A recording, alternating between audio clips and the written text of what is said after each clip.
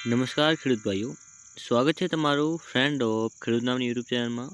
તો આજે તારીખ 17/12/2025 અને વાર બુધવારના આજના ઊંઝા માર્કેટ યાર્ડના 100% સાચા બજાર ભાવ આવી ગયા છે।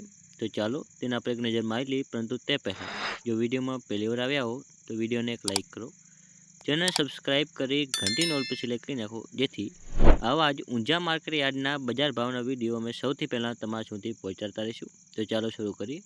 ઊંઝા 20 કિલોના બજાર ભાવ, પાક નીચો ભાવ ઊંચો ભાવ। તો જેમાં સૌથી પહેલાં છે અજમો જે છે 925થી 2752, તલ સફેદ જે છે 1675થી 1978, ઈસબગુલ જે છે 2125થી 2760।